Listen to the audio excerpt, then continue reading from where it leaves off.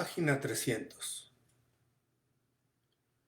Consideraba como una minoría superior al resto de la humanidad a los seres que tenían afición a los cacharros, figurillas artísticas y aversos, que despreciaban los cálculos mezquinos y soñaban con cosas de amores y de pundonor.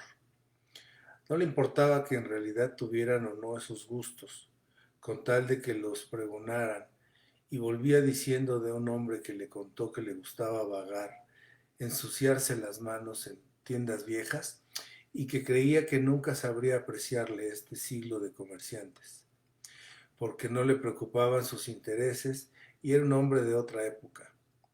Es un espíritu adorable, qué sensibilidad. Pues nunca lo sospeché, y sentía hacia aquel hombre una amistad enorme y súbita. Pero por el contrario, las personas que, como Swann, tenían de verdad esos gustos, pero sin hablar de ellos no le decían nada, claro que no tenían más remedio que confesar que Swann no era interesado, pero luego añadía con aire burlón, en él no es lo mismo.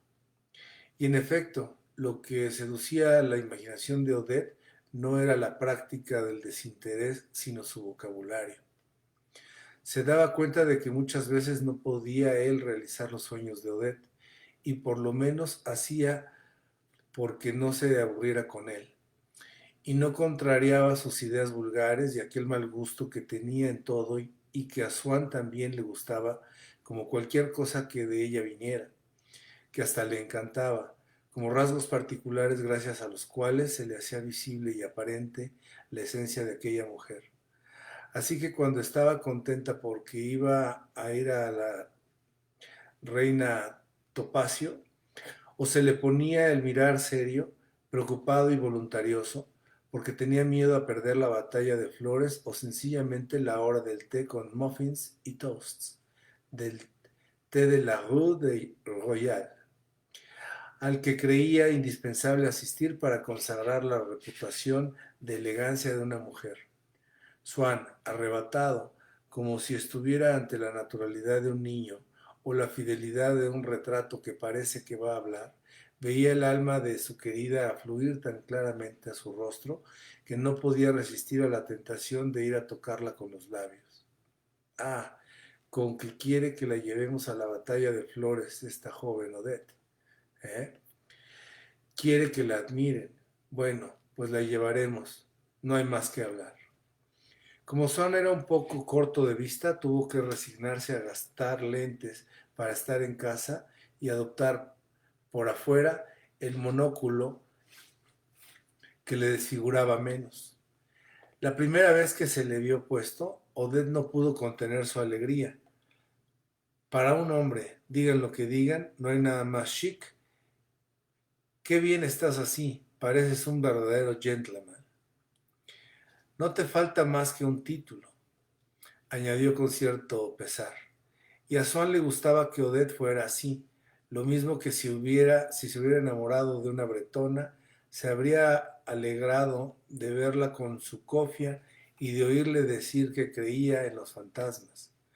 Hasta entonces, como ocurre a muchos hombres en quienes la afición al arte se desarrolla independientemente de su sensualidad, había reinado una extraña disparidad entre la manera de satisfacer ambas cosas, y gozaba en la compañía de mujeres de lo más grosero las seducciones de obras de lo más refinado, llevando, por ejemplo, a una criadita a un palco con celosía para ver representar una obra decadente que tenía ganas de oír o una exposición de pintura impresionista, convencido por lo demás de que una mujer aristocrática y culta no se hubiera enterado más que la chiquilla aquella, pero no hubiera sabido callarse con tanta gracia.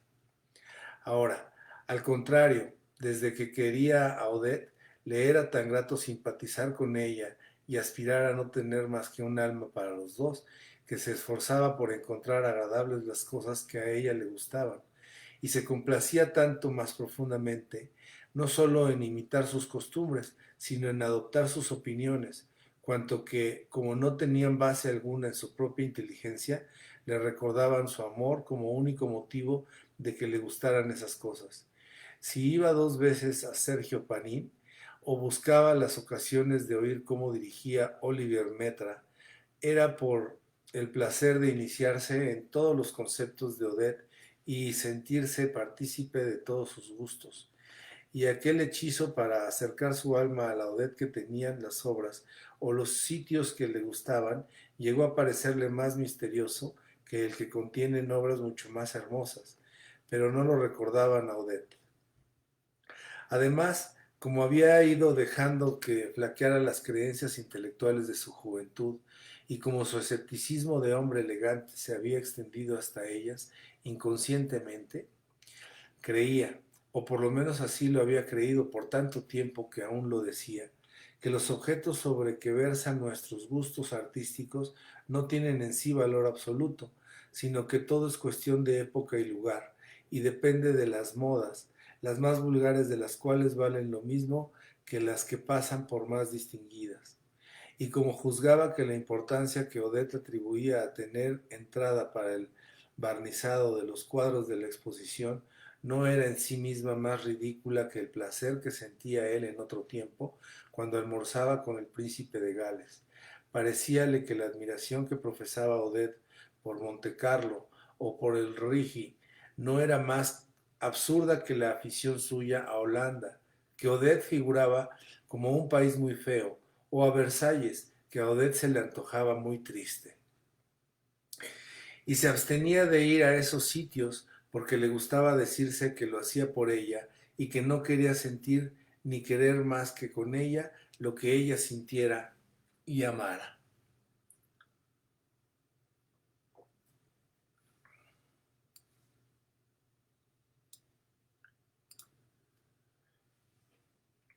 Le gustaba, como todo lo que rodeaba a Odette, la casa de los Verdurin, que no era en cierta manera más que un modo de verla y hablarla.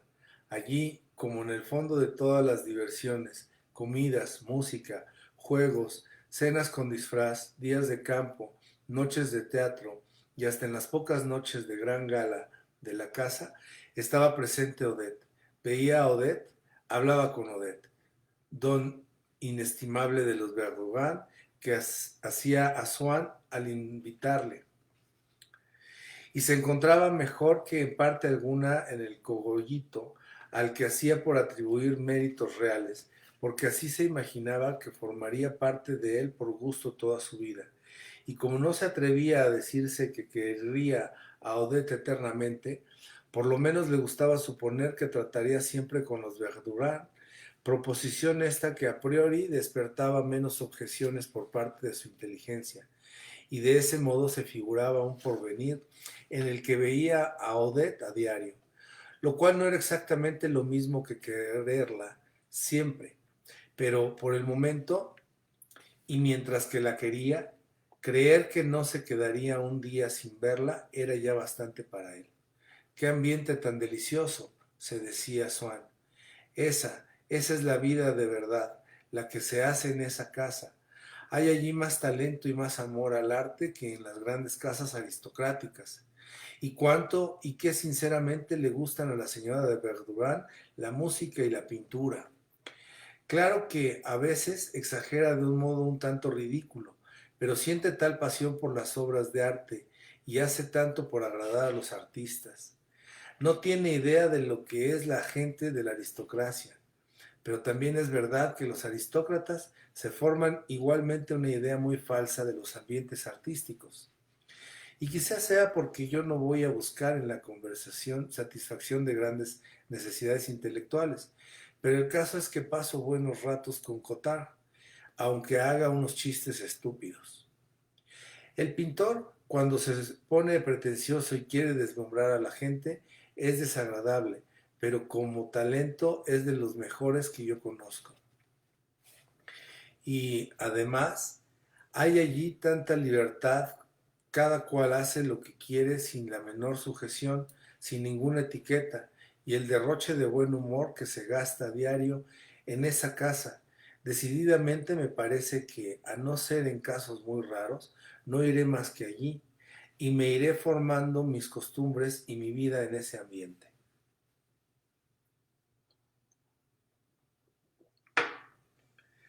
Y como las cualidades que Swann consideraba intrínsecas de los Verdurin no eran más que el reflejo que proyectaban sobre sus personas los placeres que disfrutó Swann en aquella casa durante sus amores con Odette, resultaba que cuanto más vivos, más profundos y más serios eran aquellos placeres, más serias, más profundas y más vivas eran las prendas con que adornaba Swann a los Verdurin. La señora de Verdurin dio muchas veces a Swann lo único que él llamaba felicidad. Una noche se sentía agitado e irritado con Odette porque su querida había hablado con cual invitado más que con tal otro. No se atrevía a ser él quien tomara la iniciativa de preguntar a Odette si saldrían juntos. Y entonces la señora de Verdurán, que era portadora de paz y alegría, diciendo espontáneamente: Odette, usted se marcha con el señor Swann, ¿verdad? Tenía miedo al verano que se acercaba, muy preocupado por si Odette se marchaba a veranear ella sola, y no podía verla a diario. Y la señora de Verdurán iba a invitar a los dos a irse al campo con ellos. De modo que por todas estas cosas, Swann fue dejando que el interés y la gratitud se infiltraran en su inteligencia e influyeran en sus ideas, y llegó hasta a proclamar que la señora de Verdurán era un gran corazón. Un antiguo compañero suyo de la escuela de Louvre le hablaba de una persona exquisita o de un gran mérito, y Swann respondía: prefiero 1000 veces los Verdurán. Y con solemnidad en él nueva decía: son seres magnánimos, y en este mundo, en el fondo, lo único que importa y que nos distingue es la magnanimidad. Sabes, para mí ya no hay más que dos clases de personas: los magnánimos y los que no lo son. He llegado ya a una edad en que hay que abanderarse y decidir para siempre a quienes vamos a querer y a quienes vamos a desdeñar, y atenerse a los que queremos sin separarse nunca de ellos para compensar el tiempo que hemos malgastado con los demás. Pues yo, añadía con esa leve emoción que sentimos, en cierto modo sin darnos cuenta, al decir una cosa, no porque sea verdad, sino porque nos gusta decirla y escuchamos nuestra propia voz como si no saliera de nosotros mismos. Pues yo ya he echado mi suerte y me he decidido por los corazones magnánimos y por vivir siempre en su compañía.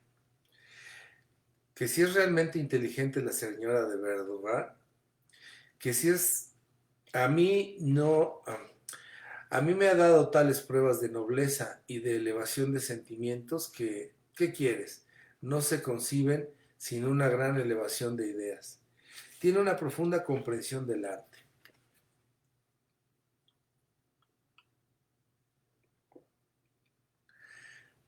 Pero en ella lo más admirable no es eso. Hay cositas exquisitas, ingeniosamente buenas, que ha hecho por mí.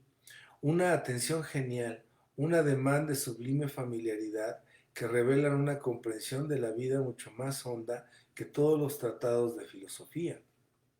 Swann, sin embargo, hubiera debido reconocer que había antiguos amigos de sus padres, tan sencillos como los Berthogan, compañeros de sus años juveniles, que sentían el arte tanto como ellos, y que conocía a otras personas de una gran bondad, y que, sin embargo, desde que había optado por la sencillez, por el arte y por la grandeza de alma, ya nunca iba a verlos. Y es que esas personas no conocían a Odette, y aunque la hubieran conocido, no se habrían preocupado de acercársela.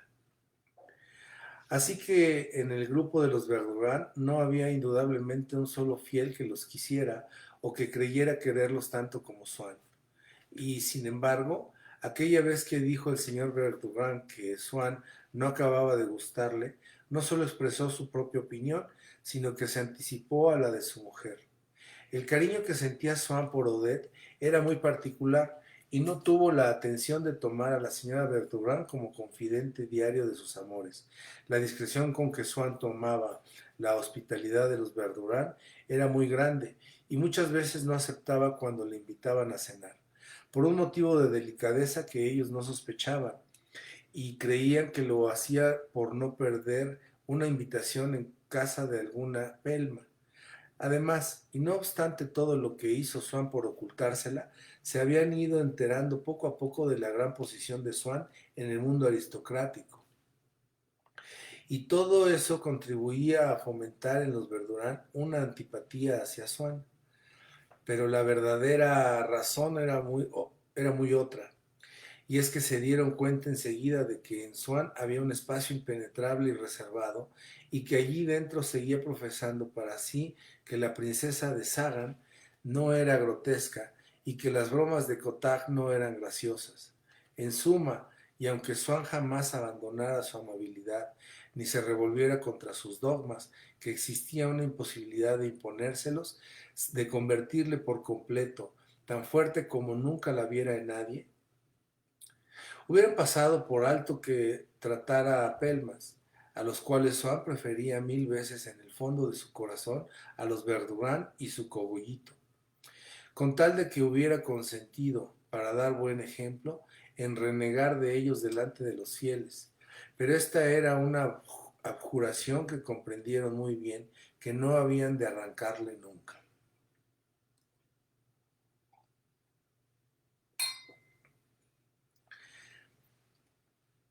¿Qué diferencia con uno nuevo, invitado a ruegos de Odette, aunque solo había hablado con él unas cuantas veces, y en el que fundaban los Verdurán grandes esperanzas, el conde de Forcheville?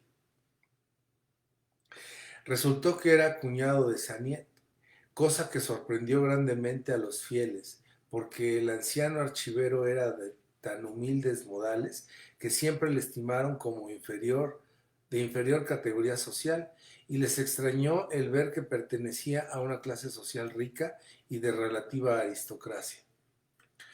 Forcheville, desde luego, era groseramente snob, mientras que Swann no, y distaba mucho de estimar la casa de los Verdurán por encima de cualquier otra, como hacía Swann, pero carecía de esa delicadeza de temperamento que a Swann le impedía asociarse a las críticas positivamente falsas que la señora de Verdurán lanzaba contra conocidos suyos.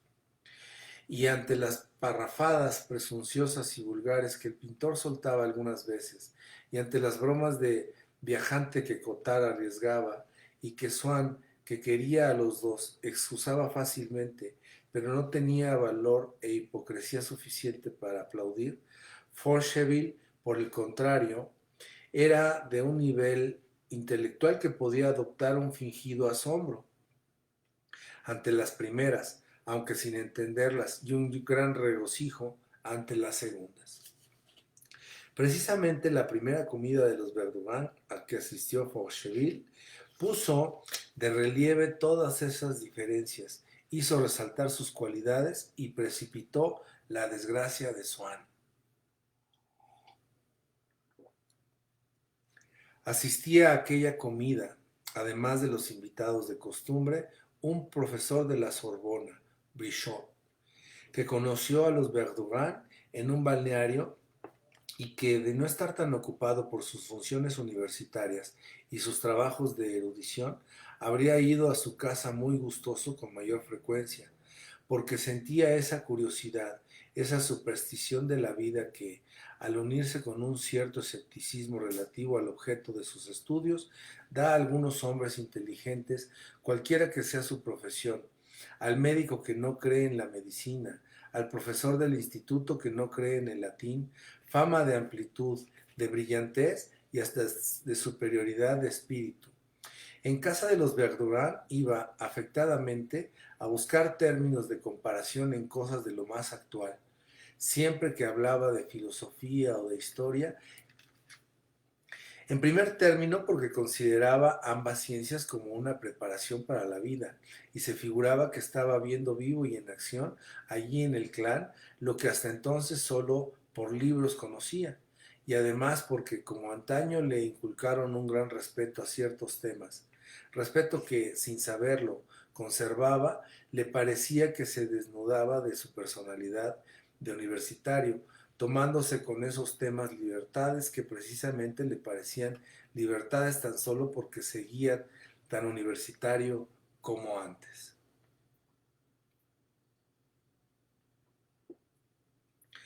Apenas empezó la comida, el conde de Forcheville, sentado a la derecha de la señora de Verdugan, que aquella noche se había puesto de 25 alfileres en honor al nuevo, le dijo: muy original esa túnica blanca.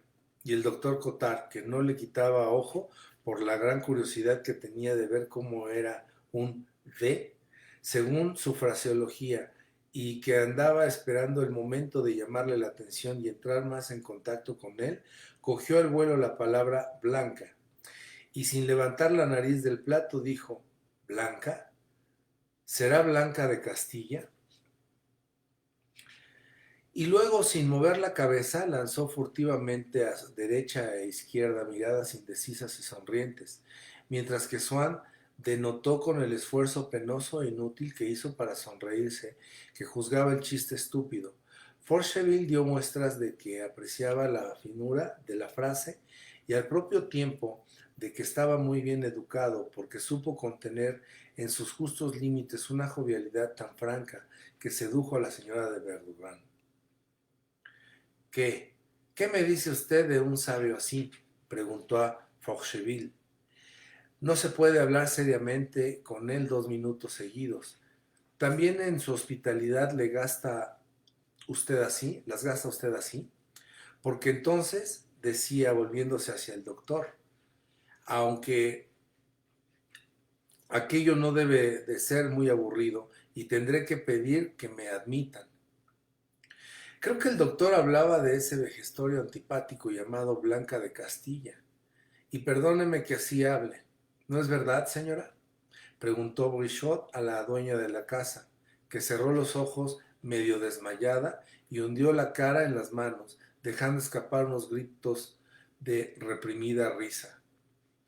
Por Dios, señora, no quise ofender a las almas virtuosas, si es que las hay aquí en esta mesa sub-rosa. Reconozco que nuestra inefable república ateniense, pero ateniense del todo, podría honrar en esa capeto oscurantista al primer prefecto de policía que supo pegar. Sí, mi querido anfitrión, sí, prosiguió con su bien timbrada voz, que destacaba claramente cada sílaba en respuesta a una objeción del señor Verdurin. Nos lo dice de un modo muy explícito la crónica de San Dionisio, de una autenticidad de información absoluta. Ninguna patrona mejor para el proletariado anticlerical que aquella madre de un santo. Por cierto que al santo también le hizo pasar las negras. Eso de las negras lo dice Suger y San Bernardo, porque tenía para todos. ¿Quién es ese señor?, preguntó Forcheville a la señora de Verdurin. Parece hombre muy enterado. ¿Cómo? ¿No conoce usted al célebre Brichot? Tiene fama europea. Ah, es Brichot, exclamó Forcheville, que no había oído bien. ¿Qué me dice usted?, añadió, mirando al hombre célebre con ojos desmesuradamente abiertos. Siempre es agradable cenar con una persona famosa, pero ustedes no invitan más que a gente de primera fila. ¿No se aburre uno aquí? No. ¿Sabe usted, sobre todo, lo que pasa?, dijo modestamente la señora de Verdurin, es que aquí todo el mundo está en confianza. Cada cual habla de lo que quiere y la conversación echa chispas. Ya ve usted, Brichot esta noche no es gran cosa. Yo le he visto algunas veces arrebatador, para arrodillarse delante de él. Pues bueno, en otras casas ya no es la misma persona, se le acaba el ingenio. Hay que sacarle las palabras del cuerpo y hasta es pesado. Sí que es curioso, dijo Forcheville extrañado.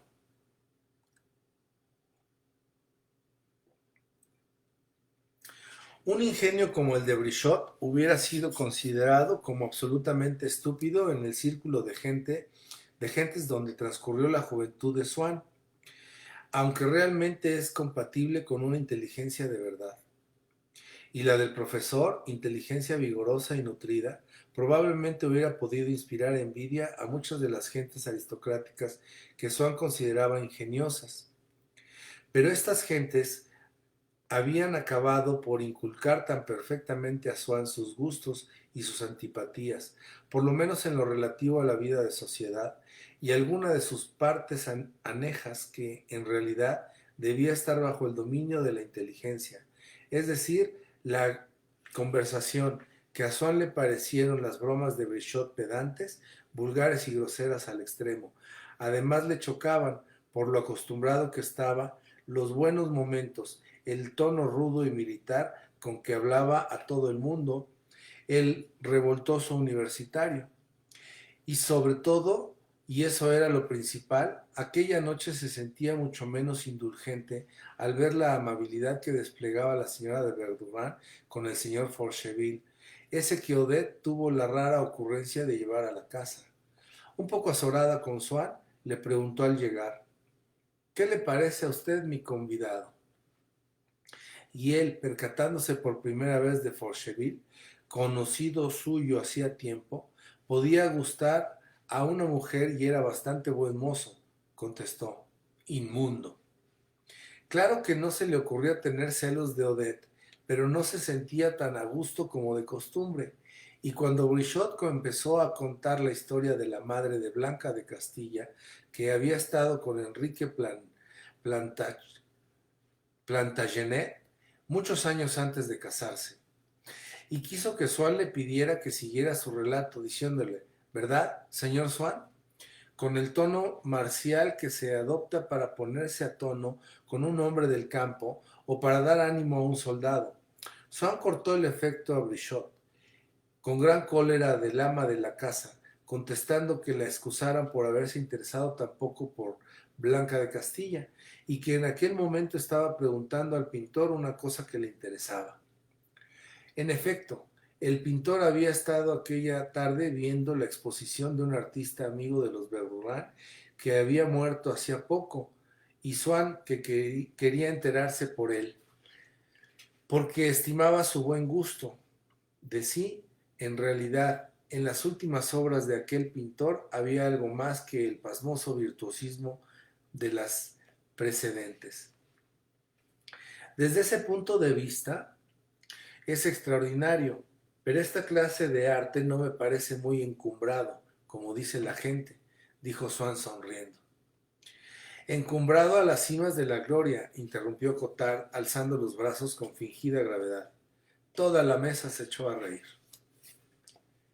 Ya le decía yo a usted que no se puede estar serio con él, dijo la señora de Verdurán a Forcheville.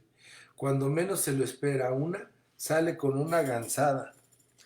Pero observó que Swann era el único que no se había reído.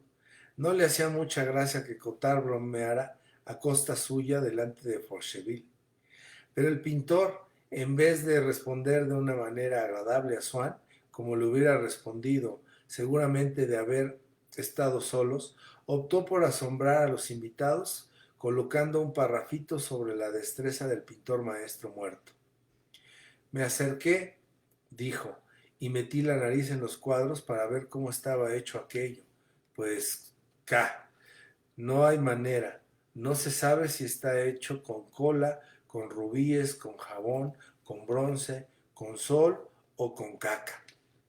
KLM, exclamó el doctor, pero ya tarde y sin que nadie se fijara en su interrupción.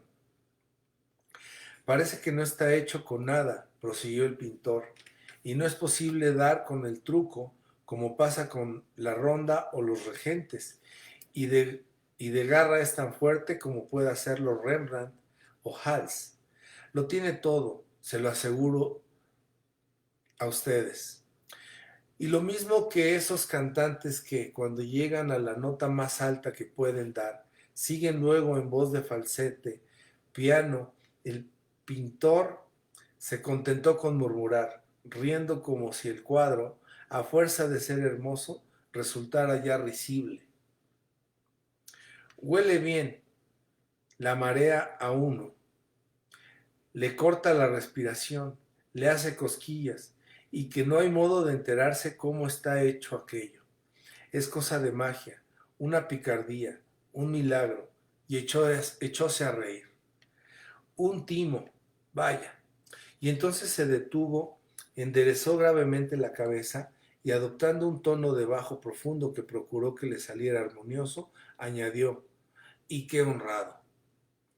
Excepto en el momento en que dijo, más fuerte que la ronda, blasfemia que provocó una protesta de la señora de Verdurán, la cual consideraba la ronda como la mejor obra del universo, solo comparable con a la novena y a la samotracia, y cuando dijo aquello otro de hecho con caca, que hizo lanzar a Forcheville una mirada alrededor de la mesa para ver si la palabra pasaba, y al ver que sí, arrancó a sus labios una sonrisa mojigata y conciliadora.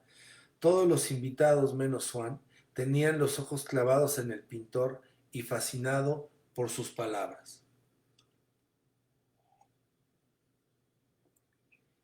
Lo que me divierte cuando se entusiasma así, exclamó la señora de Verdurán, encantada de que la conversación marchara tan bien la primera noche que tenía el conde de Forcheville.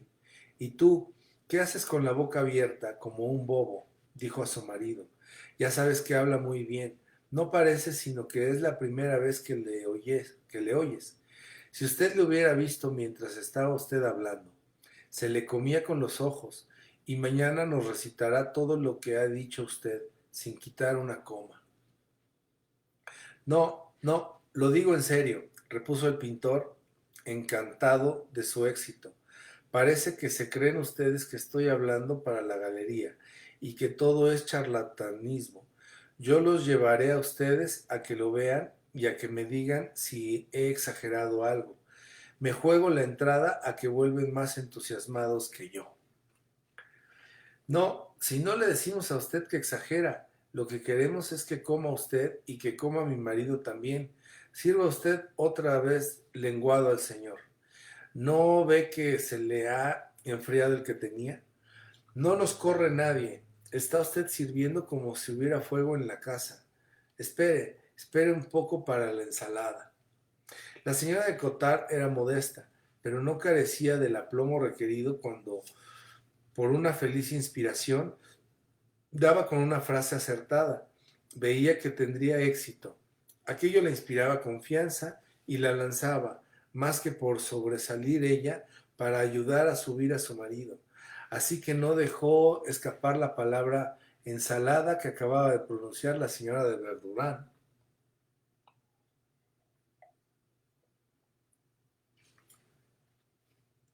¿Es la ensalada japonesa?, dijo a media voz, volviéndose a Odette, y contenta y azorada por la oportunidad y el atrevimiento con que supo hacer una alusión discreta, pero clara, a la nueva y discutida obra de Dumas.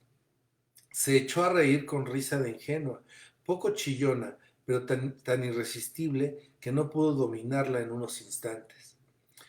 ¿Quién es esa señora?, dijo Forcheville. Tiene gracia. No, no es ensalada japonesa, pero si vienen todos ustedes a cenar el viernes, se la haremos.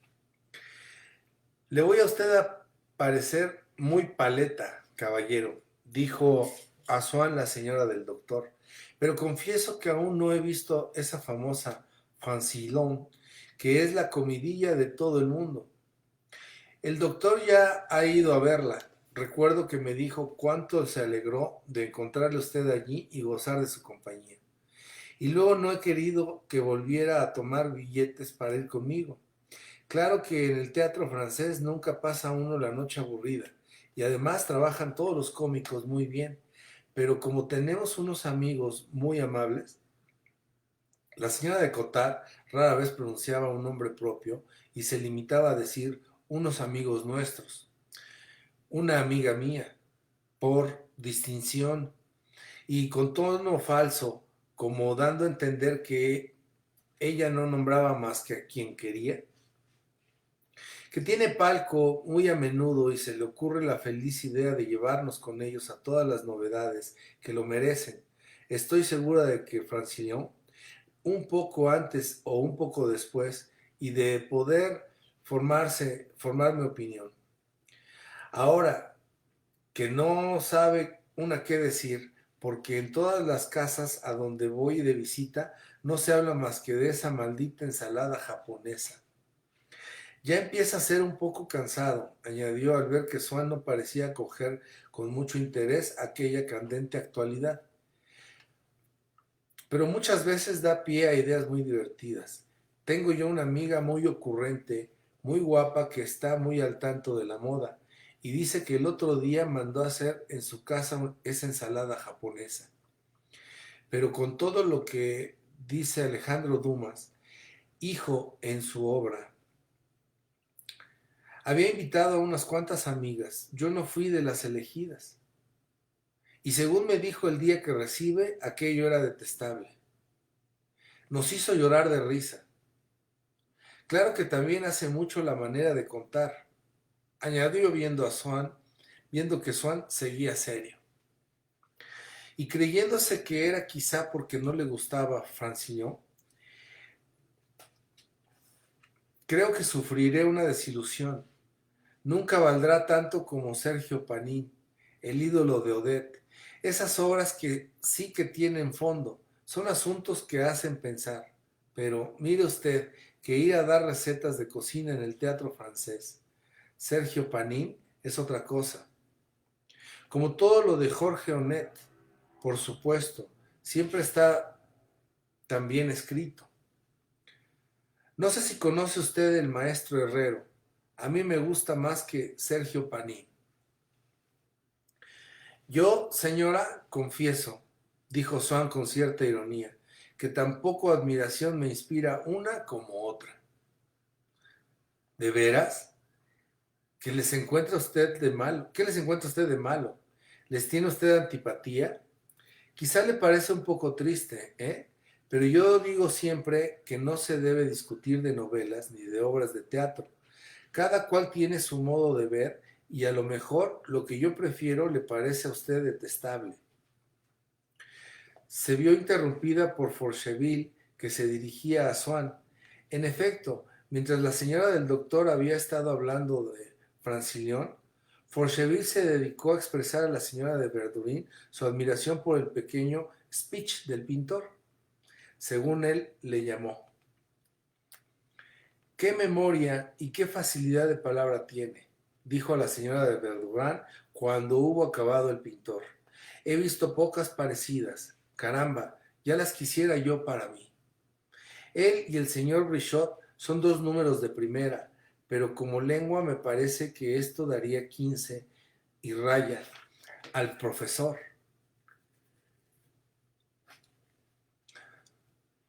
Es más natural, menos rebuscado. Claro que se le escapan algunas palabras harto realistas, pero ahora gusta eso, y pocas veces he visto tener la sartén por el mango en una conversación tan diestramente, como decíamos en mi regimiento. Precisamente en el regimiento tenía yo un compañero que este señor me recuerda un poco. Se estaba hablando horas y horas de cualquier cosa, de este vaso, pero ¿qué de este vaso? Eso es una tontería, de la batalla de Waterloo, de lo que usted quiera, y a todo eso soltándonos ocurrencias graciosísimas. Swann le debió de conocer porque estaba en el mismo regimiento.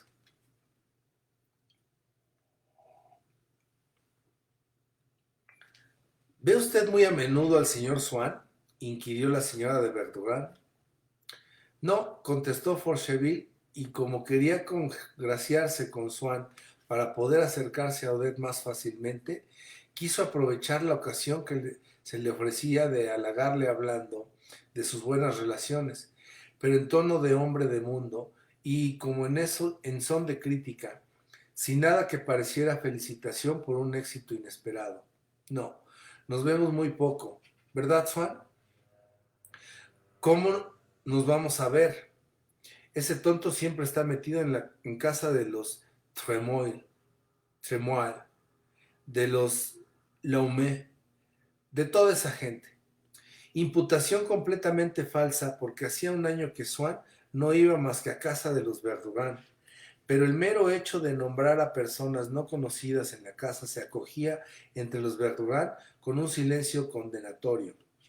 Verdurin, temeroso de la mala impresión que aquellos hombres de pelmas lanzados así a la faz de todos los fieles, debieron causar a su mujer, la miró a hurtadillas con mirar henchido de inquieta solicitud, y vio su resolución de no darse por enterada, de no tomar en consideración la noticia que acababan de comunicarle y de permanecer no solo muda, sino sorda, como solemos fingir cuando un amigo indiscreto desliza en la conversación una excusa de tal naturaleza que solo el oírla sin protesta sería darla por buena, o pronuncia el nombre execrado de un ingrato delante de nosotros, y la señora de Verdurán, para que su silencio no pareciera un consentimiento, sino ese gran silencio que todo lo ignora de las cosas inanimadas, borró de su rostro todo rasgo de vida y de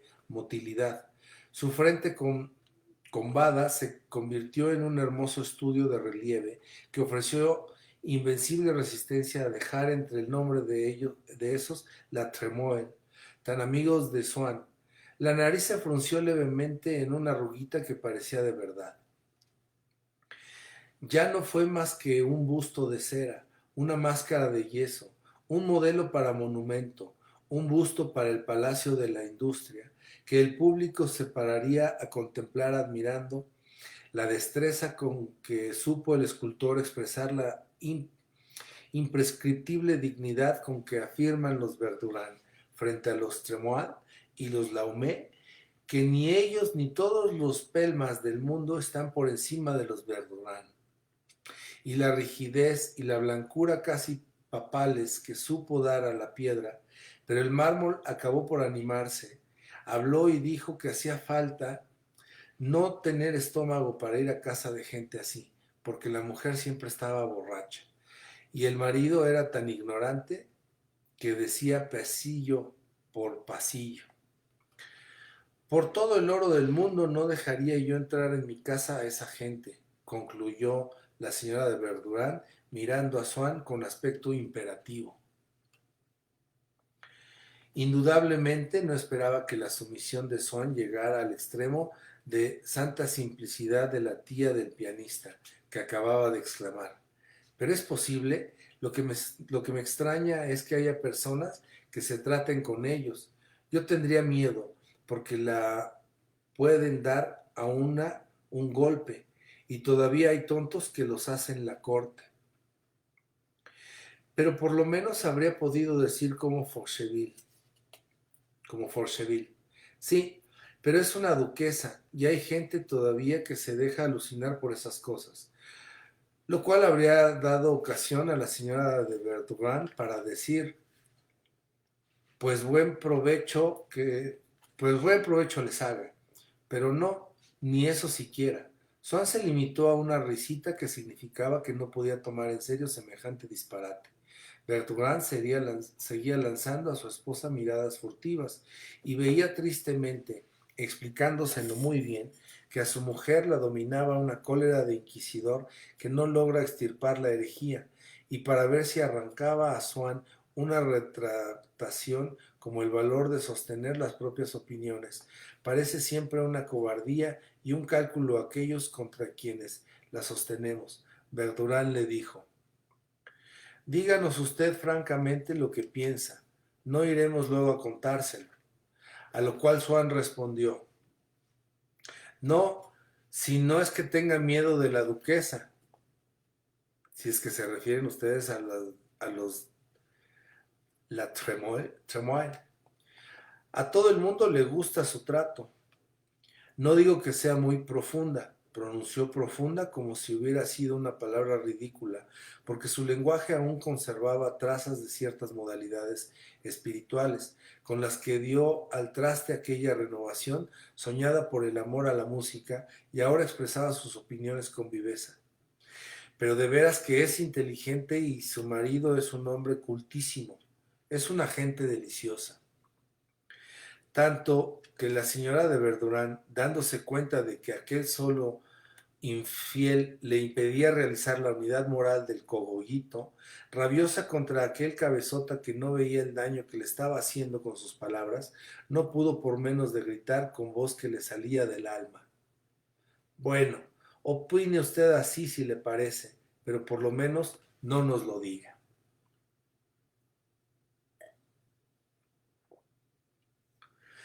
Todo depende de lo que usted llama inteligencia, dijo Faucheville, que quería sobresalir él también. Vamos a ver, Swann, ¿qué entiende usted por inteligencia? Eso, exclamó Odette. Esas son las cosas que yo quiero que me diga, pero él nunca cede. Pero si, protestó Swann. Nada, nada, dijo Odette. El que nada no se ahoga, interrumpió el doctor. ¿Llama usted inteligencia a la facundia locuaz de los salones? ¿A esas personas que saben meterse en todo? Acabe usted con los entremeses para que le puedan cambiar el plato, dijo la señora de Verdurán con tono agrio dirigiéndose a Saniet, que, absorto en sus reflexiones, se había olvidado de comer. Y quizá un poco avergonzado por el tono con que lo dijera, añadió, vamos, lo mismo da, tiene usted tiempo, yo lo digo por los demás, para que no esperen. Ese buen anarquista de Fenelon, dijo Brichot, marcando las sílabas, da una definición muy curiosa de la inteligencia. Oigan, oigan, dijo la señora de Verdurán a Forcheville y al doctor, eso de la definición de Fenelon, no todos los días se le presenta a uno ocasión de oírlo. Pero Brichot esperaba que Swann diera la definición suya, y como Swann huyó el bulto y no contestó, fracasó aquella brillante justa que la señora Bertrand ofrecía tan regocijada a Forcheville. Claro, hace lo que conmigo, dijo Odette enfurruñada. Me alegro de ver que no soy yo sola la que parezco poco. Esos de la Tremoille que nos pinta esta señora de modo tan poco recomendable, preguntó Brichot articulando con mucha fuerza. ¿Son quizá descendientes de aquellos cuya amistad tenía en tanto la marquesa de Sévigné porque la realzaba mucho a los ojos de sus vasallos? Verdad es que la marquesa tenía otra razón, que debía de ser la verdadera, porque como era literata hasta la médula de los huesos, nunca decía las cosas de primeras. Y es que en el diario que mandaba a su hija periódicamente, la señora de la Tremoille, perfectamente documentada por lo bien emparentada que estaba, era la que escribía sobre la política extranjera. No, me parece que no es la misma familia, dijo a todo trance la señora de Verdurán.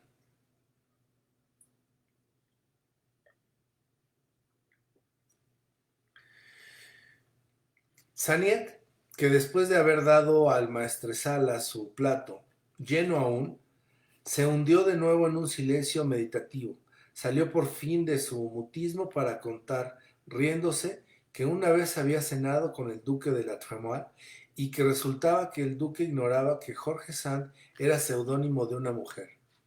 Swann, como Saniet le era simpático, creyó oportuno darle unos cuantos detalles sobre la cultura del duque que demostraban la imposibilidad de tal confusión, pero se paró de pronto porque acababa de comprender que Saniet no necesitaba esas pruebas y sabía que la historia era falsa por la sencilla razón de que la había inventado en aquel instante.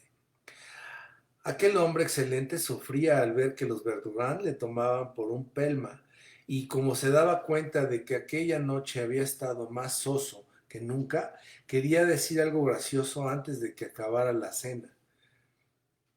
Capituló tan pronto, puso una cara tan lastimera por su fracaso y respondió a Swann tan cobardemente para que no se encarnizara en una refutación inútil. Bueno, de todos modos, equivocarse no es un crimen, me parece. Que Swann se habría alegrado de poder decirle que la historia era cierta y graciosísima. El doctor había estado escuchando y se le ocurrió que en aquel caso sería oportuno un si non è vero, pero como no estaba muy seguro de las palabras, tuvo miedo de enredarse y no dijo nada. Acabada la cena, Forcheville buscó al doctor. No ha debido de ser fea, ¿eh? La señora de Verdurán y además es una mujer con la que puede uno hablar y para mí eso es todo. Claro que ya empieza a morcillarse un poco. La que parece muy lista es la señora de Crecy. Ya lo creo. Tiene vista de águila. Estábamos hablando de la señora de Crecy, dijo a Verdurán, que se acercó con su pipa en la boca. Debe de tener un cuerpo. Mejor me gustaría encontrármela entre las sábanas que no al diablo, dijo precipitadamente Cottard, que estaba esperando hacía un momento a que Forcheville tomara aliento para colocar aquel chiste viejo, temeroso de que se pasara la oportunidad si la conversación tomaba otro rumbo. Chiste que soltó con esa naturalidad y aplomo exagerados que sirven para ocultar la frialdad y la inquietud del que está recitando. Forcheville, que conocía el chiste, le entendió y se le rió mucho.